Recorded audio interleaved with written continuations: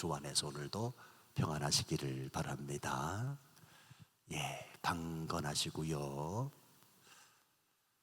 오늘부터는 매일마다 기도 제목들을 여러분에게 드리려고 합니다. 우리가 주보에 나와 있지만 주보에 나와 있는 그 순서대로 매일 아침 기도하고 있는데 숙지해서 기도하면 좋겠다 싶은 마음입니다. 그래서 어제 월요일은 나라와 민족을 위해서, 그리고 교회 남선교회 회원들을 위해서 기도했다면 오늘은 치앙마이 이 땅을 위해서 기도해 주시고 또 여선교회 회원들을 위해서 기도해 주시기를 바랍니다. 그리고 기도 제목들을 매일 드리도록 그렇게 하겠습니다. 하나님이 우리와 함께 하십니다. 아멘. 생각해보면 우리가 예수 그리스도를 믿게 된 것은 하나님의 전적인 부르심 때문이지요. 다시 말하면 하나님께서 나를 콜링하셨다는 말입니다. 우리는 그 하나님의 부르심에 전적으로 반응한 사람들이고, 그래서 예수 그리스도를 믿게 되었어요. 이게 어떻게 해서 이루어졌는가 곰곰이 생각을 해보면 기적 중에 기적이 이것이다 라는 생각을 갖게 됩니다. 여러분, 소경이 눈을 뜨고 안전뱅이가 일어난 것도 물론 기적이지만 내가 예수님 믿은 게 기적이잖아요. 우리 박용빈 집사님 여기 새벽기도 나와 앉아 계시리라고 10년 전에 생각하셨어요? 아니잖아요. 주일날 성가대 서시는 모습 보니까 너무 가슴이 벅차더라고요. 생각해보면 내가 어떻게 해서 예수님을 믿게 되었는가. 아니, 하나님이 눈으로 보여지지도 않고 손으로 만져지지도 않는데 그 하나님을 내가 믿게 되었다. 그리고 오늘 새벽기도 찾아나와 그 하나님이 어떤 분이시고 살아계신 분인 것을 알기에 또 기도하는 것 아니겠냐고요. 생각해보면 이거보다 더한 기적이 없다는 것입니다. 자, 요는 하나님께서 나를 부르셨다면 성경은 분명히 말씀하고 있습니다. 그 부르심에는 후회하심이 없다. 하나님이 저와 여러분을 부르셨는데, 그래서 내가 예수님을 믿게 되었는데 하나님의 그 부르심에는 절대로 후회하심이 없다라고 말씀하고 있습니다. 그렇다면 저와 여러분이 이 땅을 어떻게 살아가야 되는가? 그 하나님의 부르심에 합당한 종 되어야 될 줄로 믿습니다. 다른 게 아니에요. 부르심에 합당한 종 되게 하옵소서. 저도요, 하나님이 부르셨잖아요. 목사로 부르시고 또 목회를 감당하도록 하시는데, 그래서 늘 끊임없이 기도하는 기도 제목이 뭐냐면 그 하나님의 부르심에 합당한 종이 되게 하옵소서. 그 하나님의 부르심에 합당한 종 되는 것은 내가 알아야지요.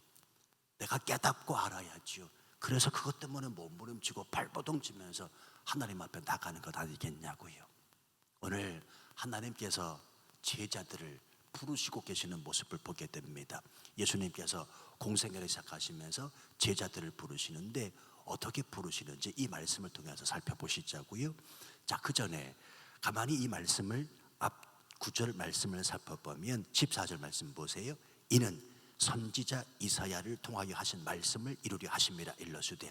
자, 예수님께서 드디어 갈릴리 지역 가버나움에 들어가셔서 공생애 사역을 하시기 직전입니다. 그러면 왜 갈릴리 지역 가버나움인가?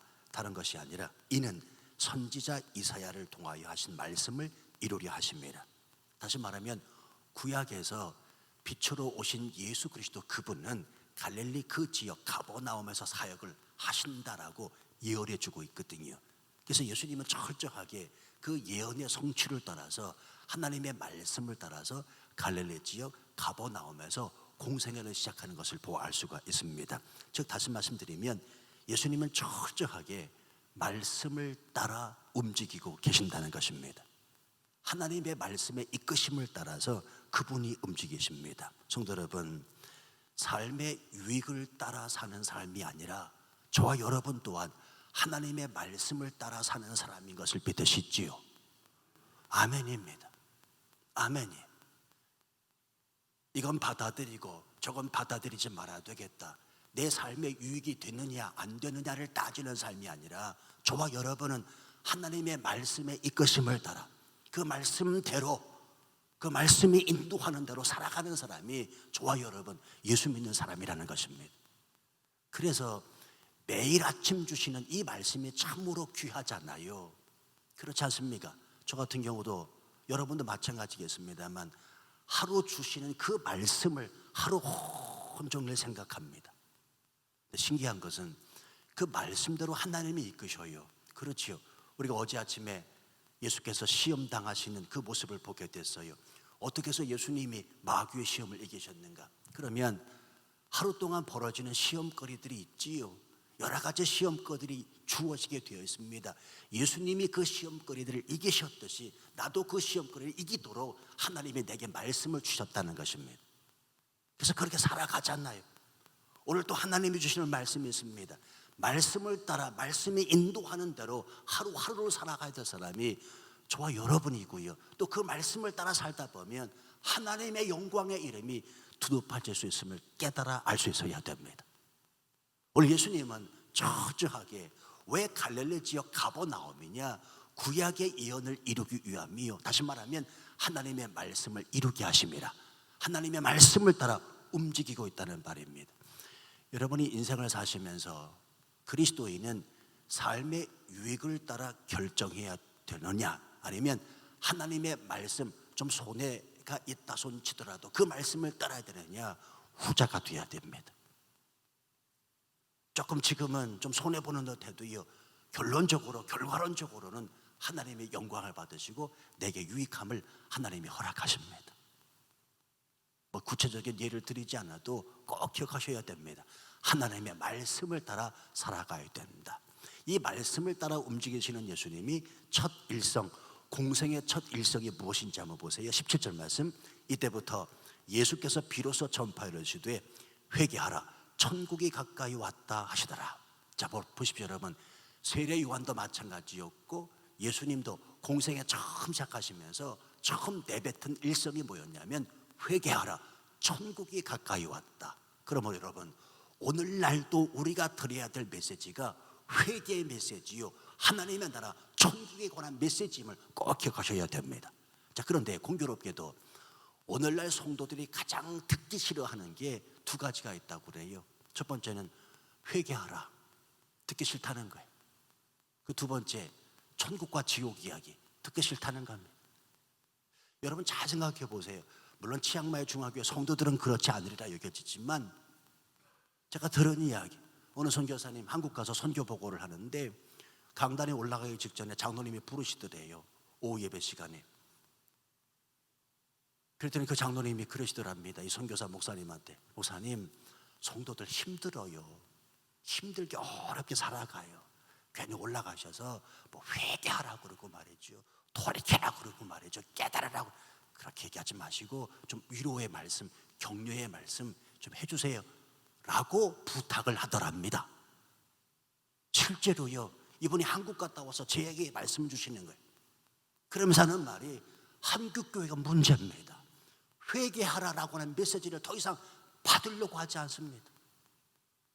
그저 태국말로 사바이디, 사바이디, 사바이, 사바이. 그냥 쉽게 편하게 어떻게 하면 삶의 질을 높일 수 있을까? 어떻게 하면 웰빙할 수 있을까?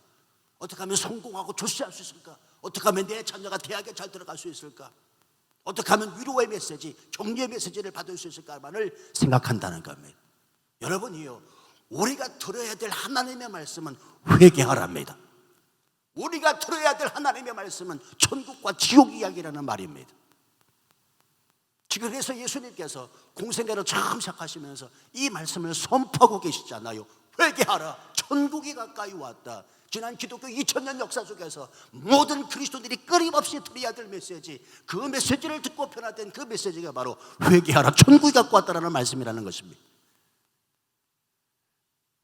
여러분, 그냥 한 귀로 듣고 한 귀로 흘려버릴 메시지가 아니라 예수님이 공생애를 처음 시작할 때 첫 일성이 뭐였냐면 회개하라, 천국이 가까이 왔다, 하나님의 나라가 임했도다라고 말씀하시는 이 말씀을 저와 여러분도 또다시 들어야 된다는 말입니다.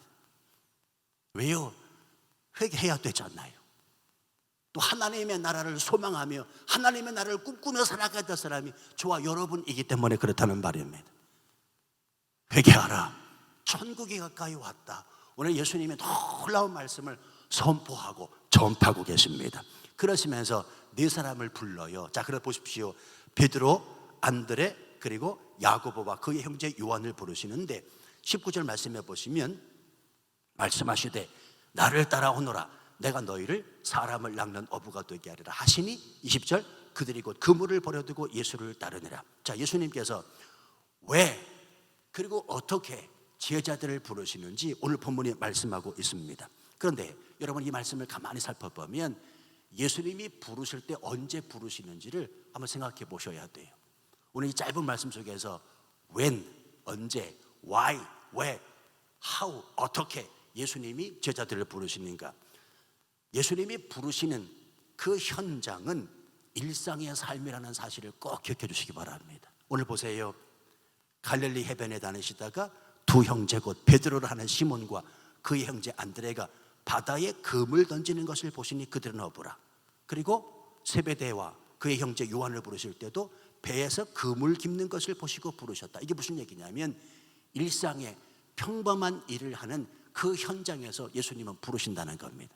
여러분, 예수님이 저와 여러분을 부르실 때 특별한 장소, 특별한 때에 부르시지 않으세요.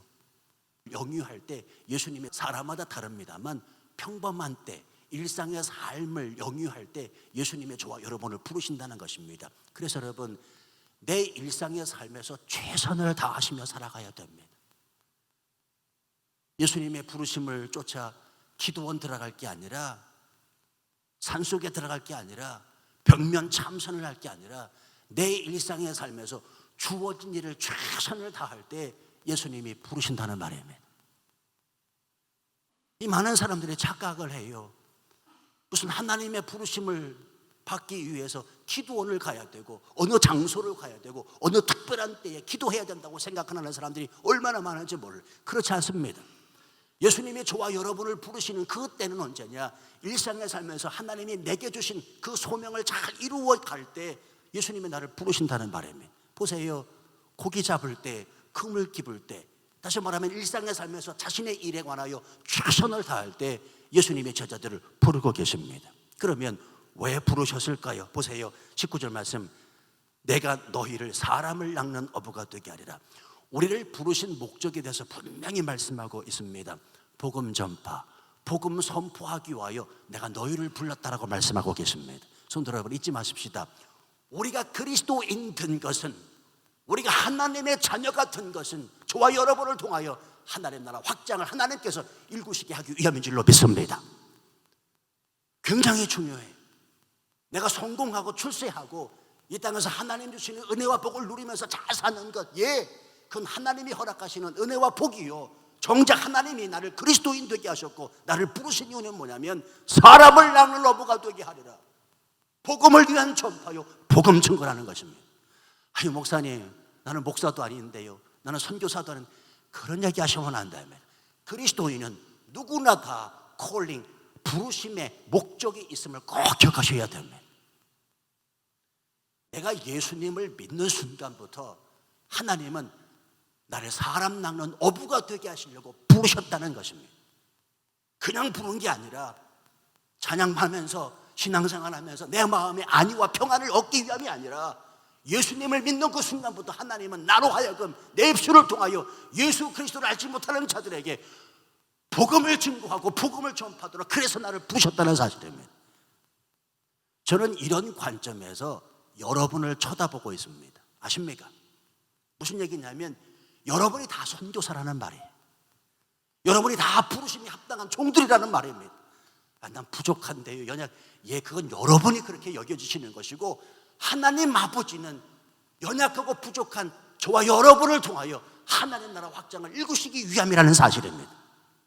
우리 성경에 분명히 말씀하고 있잖아요. 내가 너희를 사람을 낚는 어부가 되게 하리라. 여러분, 바닷가에서 고기 잡고 그물 깁는 사람들이 무슨 능력이 있습니까? 한번 보세요. 무슨 능력이 있습니까? 자기가 하는 일에 관하여 최선을 다하는 사람 일런지는 모르지만 말주변이 있겠습니까? 성격이 좋습니까? 근데 예수님이 그들을 부르고 계십니다. 왜? 사람을 낚는 어부가 되게 하리라. 이게 부르심의 목적이라는 것입니다. 성도 여러분, 오늘 성경을 통해서 하나님이 저와 여러분에게 주시는 메시지를 잘 들으셔야 됩니다. 지향하며 이 땅에서 내가 어떻게 살아가야 될 것인가, 부르심의 목적이 무엇인가를 분명히 깨달아 하셔야 됩니다. 사람을 낚는 어부가 되게 하리라. 그냥 사바이티 살아가는 게 아니라, 맛있는 음식을 쫓아서 살아가는 게 아니라, 삶의 평안을 얻기 위해서 살아가는 존재가 아니라 사람을 낚는 어부가 되게 하리라. 복음을 증거하며 복음의 사람으로 사람들에게 영향력을 끼치며 빛과 소금의 역할을 감당하며 살라, 예수님이 말씀하고 계시다는 말입니다. 중요한 사실은 이 부르심에 제자들이 어떻게 반응하고 있습니까? 20절, 그들이 곧 그물을 버려두고 예수를 따랐다. 여러분, 이게 반응하고 있잖아요. 예수님의 부르십니다. 그런데 곧 반응하고 있습니다. 지금 이 제자들은 아무런 뒷정리를 하고 있지 않습니다. 있는 그대로 그물을 버려두고 예수를 따르는 반응을 하고 있다는 말입니다. 2000년 전에 당시 문화에 있어서 랍비는 가만히 있는 존재였다고 해요. 랍비를 찾아와 나를 제자 삼아 주십시오라고 요청하는 일은 다반사였다는 것입니다. 그런데 오늘 본문의 말씀은 가만히 살펴보면 랍비 되신 예수 그리스도, 그분이 직접 제자들을 부르고 계십니다.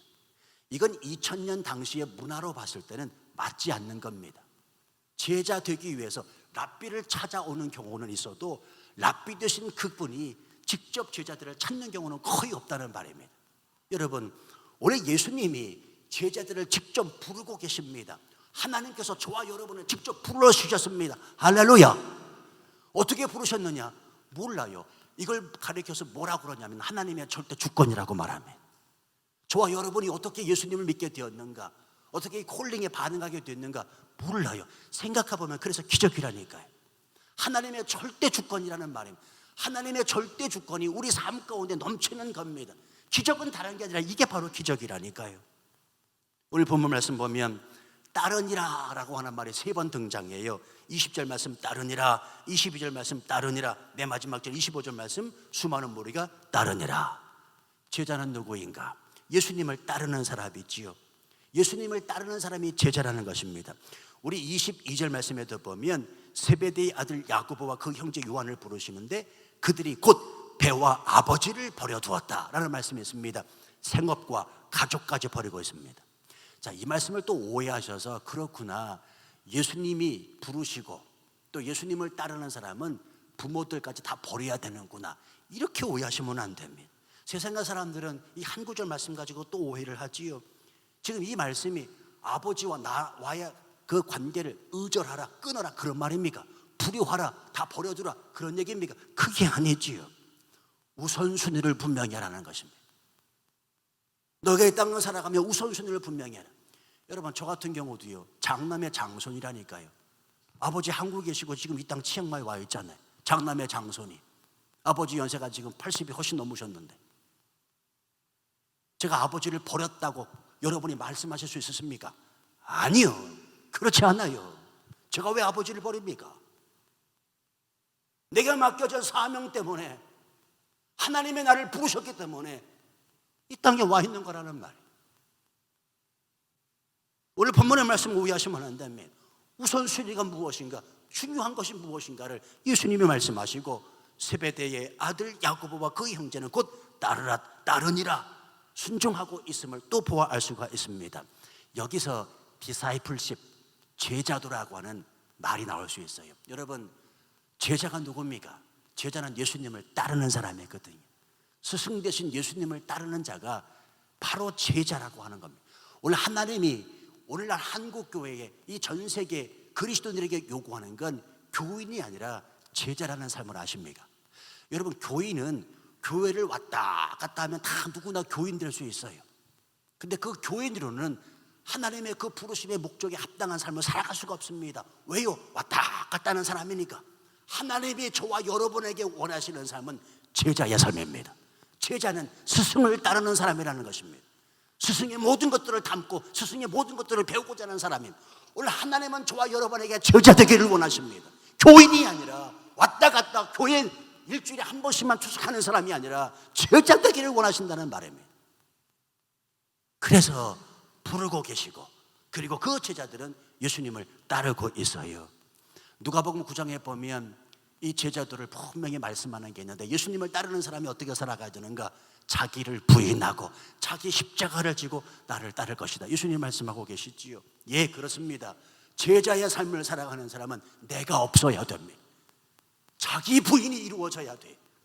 그리고 내 십자가, 힘들고 지치고 어렵지만 주께서 가신 그 길이 정도라면, 그 길이 하나님의 나라를 이루는 길이라면 나도 내 십자가 지고 따라가겠다라고 하는 결단이라는 마음이 우리 가운데 있어야 된다는 말입니다.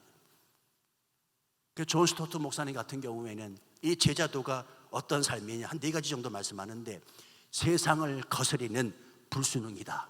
멋있죠? 세상을 불순응하는, 세상처럼, 세상 사람처럼 살아가는 사람이 아니라 세상을 거스리는 불순응에 있다. 2번째는 예수님 닮는 것이다. 3번째는 그 예수 그리스도로 성숙하는 사람이다.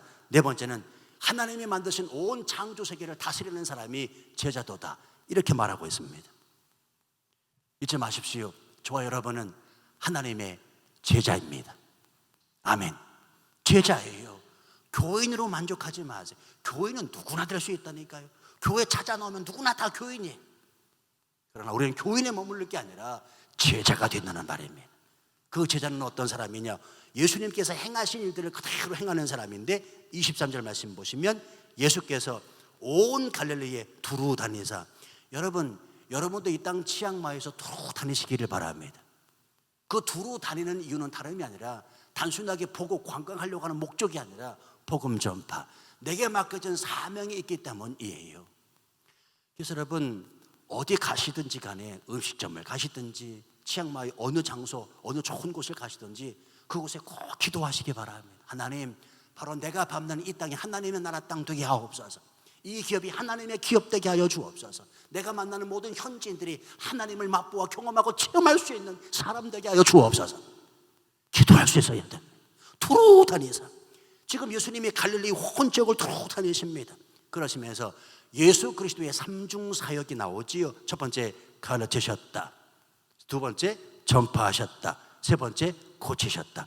근데 여러분, 다른 건 다 받아들일 수 있지만 고치셨다. 오늘 밑에 보시면 각종 병에 걸려서 고통당하는 자, 귀신 들린 자, 간질하는 자, 중풍병자들을 데려오니 그들을 고치시더라. 근데 저와 여러분들에게 이런 능력이 있습니까? 물론 능력이 없다고 말씀드리는 게 아니라, 예수님의 이 능력을 제한시키는 게 아니라, 물론 저와 여러분들이 가지고 있는 능력이 있지요. 병자를 고치지요. 예수 그리스도의 이름으로 저는 분명히 믿습니다. 근데 오늘날 예수님이 이 병자를 고치신 이유는 복음을 증거하기 위한 수단이었지요. 그렇지 않습니까? 사람들이 당시에 예수 그리스도가 믿지 않아요. 그래서 예수님이 눈에 보이는 나타나는 기적들을 보여주시면서 하나님의 나라 복음을 증거하셨습니다. 그런데 오늘날 저와 여러분들이 세상 사람들에게 보여주어야 될 그 증거는 뭐냐? 오늘날 교회가, 성도가 보편적으로 보여주어야 될 천국의 실제는 사랑이라고 믿습니다. 여러분, 사랑을 보여주셔야 돼요. 내가 손을 얹어 병자는 고치지 못할지언정 내 마음 안에 충만한 그리스도의 그 사랑을 보여줄 때 그 상대방이 치유된다는 사실을 잊으시면 안 됩니다. 우리가 보여줘야 될 천국의 실제, 그 예수님의 힐링의 사역은 사랑으로 반드시 나타나야 됩니다. 말씀을 맺겠습니다. 오늘날 교회가 욕을 먹는 이유, 교인 수가 적어서도 아니고요, 사회 봉사를 적게 해서도 아닙니다. 교회를 추석하는 사람은 많은데 제자된 삶, 예수 그리스도의 그 부르심이 합당한 종이 없기 때문입니다. 오늘 하나님께서 저와 여러분을 통해서 말씀하십니다. 당신은 참된 제자인가? 하나님이 당신을 부르셨다면 참된 제자로 살기를 원하는가? 말씀하고 계십니다. 기도하겠습니다. 아버지 하나님, 내가 참 제자 되고 싶습니다. 예수님을 따르는 참 제자로 부르심에 합당한 종 되고 싶습니다. 주여, 나를 주장하여 주옵소서. 오늘 이 아침도 성령의 충만함을 힘입어 맡겨진 사명 잘 감당하며 이 땅을 살아 하나님의 영광을 드러내는 우리 모두가 되게 하여 주옵소서. 예수님의 이름으로 기도하옵나이다. 아멘.